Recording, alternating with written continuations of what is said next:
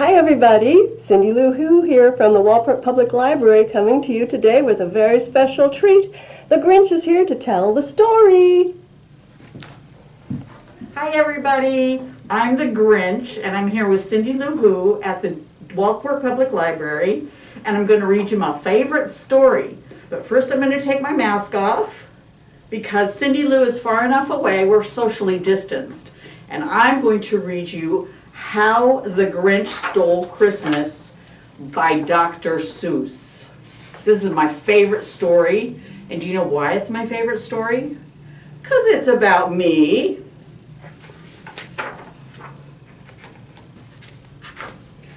Uh-oh.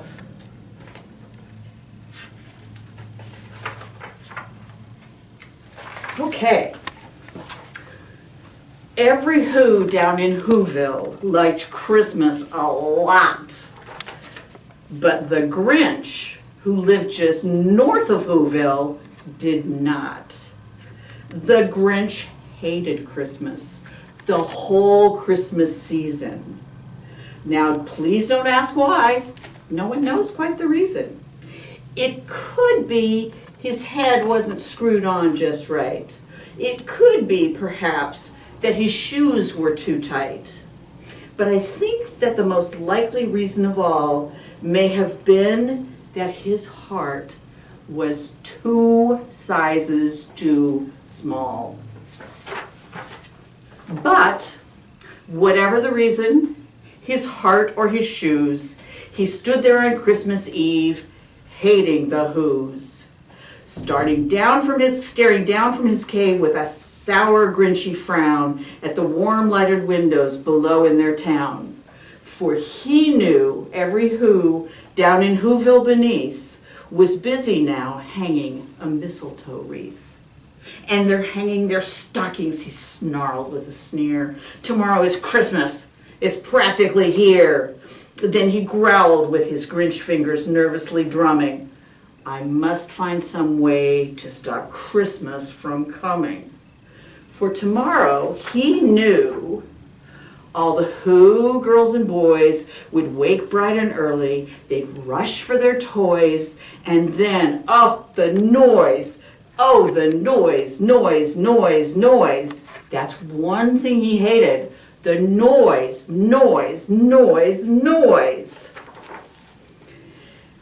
Then the Whos, young and old, would sit down to a feast, and they'd feast, and they'd feast, and they'd feast. They would feast on Who pudding and rare Who roast beast, which was something the Grinch couldn't stand in the least.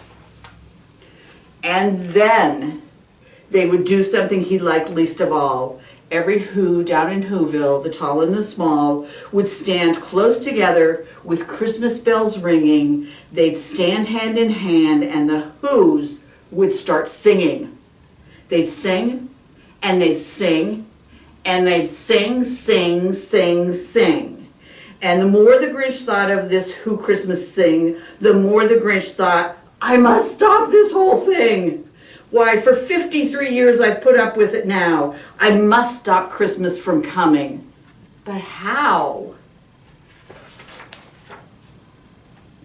Then he got an idea. An awful idea.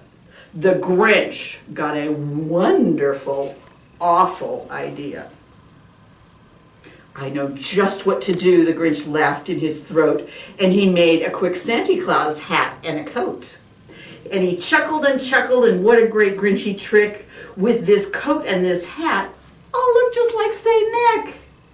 All I need is a reindeer.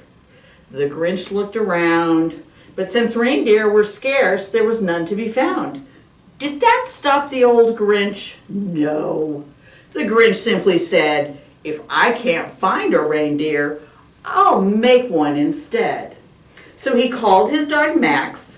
Then he took some red thread and he tied a big horn to the top of his head. Then he loaded some bags and some old empty sacks on a ramshackle sleigh and he hitched up old Max. Then the Grinch said, "Giddy up!"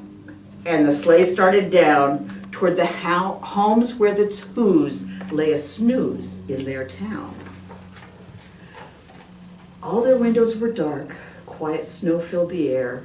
All the Who's were all dreaming sweet dreams without care. When he came to the first little house on the square, "This is stop number 1, the old Grinchy Claus hissed, and he climbed to the roof, empty bags in his fist. Then he slid down the chimney, a rather tight pinch, but if Santa could do it, so could the Grinch. He got stuck only once for a moment or two, then he stuck his head out of the fireplace flue, where the little Who stockings all hung in a row. These stockings, he grinned, are the first thing to go."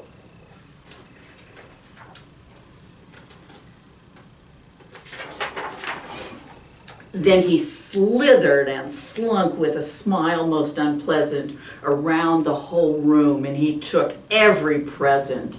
Pop guns and bicycles, roller skates, drums, checkerboards, tricycles, popcorn and plums, and he stuffed them in bags. Then the Grinch very nimbly stuffed all the bags, one by one, up the chimney.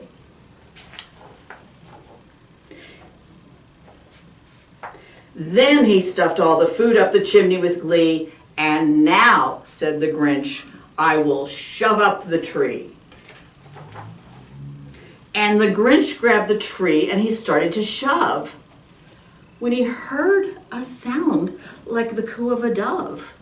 He turned around fast and he saw a small Who, little Cindy Lou who was no more than 2. The Grinch had been caught by this tiny Who daughter, who got out of bed for a cold cup of water. She stared at the Grinch and said, "Santa Claus, why? Why are you taking our Christmas tree? Why?" But you know, that Grinch was so smart and so slick, he thought up a lie and he thought it up quick. Why, my sweet little tot, the fake Santa Claus lied. There's a light on this tree that won't light on one side. So I'm taking it home to my workshop, my dear. I'll fix it up there and I'll bring it back here. And his fib fooled the child. Then he patted her head and he got her a drink and he sent her to bed. And when Cindy Lou Who went to bed with her cup, he went to the chimney and stuffed the tree up. Then the last thing he took was the log for the fire. When he went up the chimney himself, the old liar. On their walls he left nothing but hooks and some wire, and the one speck of food that he left in the house was a crumb that was even too small for a mouse. Then he did the same thing to the other Who's houses, leaving crumbs much too small for the others Who's mouses. It was 1/4 dawn, all the Who's still abed, all the Who's still a snooze when he packed up his sled, packed it up with their presents, the ribbons, the wrappings, the tags, and the tinsel, the trimmings, the trappings. 3,000 feet up the side of Mount Crumpet, he rode with his load to the tip-top to dump it. Pooh-pooh to the Who's. He was Grinchishly humming. They're finding out now that Christmas is not coming. They're just waking up. I know just what they'll do. Their mouths will hang open for a moment or two. Then the Who's down in Whoville will all cry, boo-hoo. That is a noise, grinned the Grinch, that I simply must hear. So he paused, and the Grinch put his hand to his ear. And he did hear a sound over the snow. It started out low, but then it started to grow. But the sound wasn't sad. Why, this sound sounded merry. It couldn't be so, but it was merry, very. He stared down at Whoville. The Grinch popped his eyes, then he shook. What he saw was a shocking surprise. Every Who down in Whoville, the tall and the small, were singing without any presents at all. He hadn't stopped Christmas from coming. It came. Somehow or other, it came just the same. And the Grinch, with his Grinch feet ice cold in the snow, stood puzzling and puzzling. How could it be so? It came without ribbons, it came without tags. It came without packages, boxes, or bags. Then he puzzled 3 hours till his puzzler was sore. Then the Grinch thought of something he hadn't before. Maybe Christmas, he thought, doesn't come from a store. Maybe Christmas, perhaps, means a little bit more.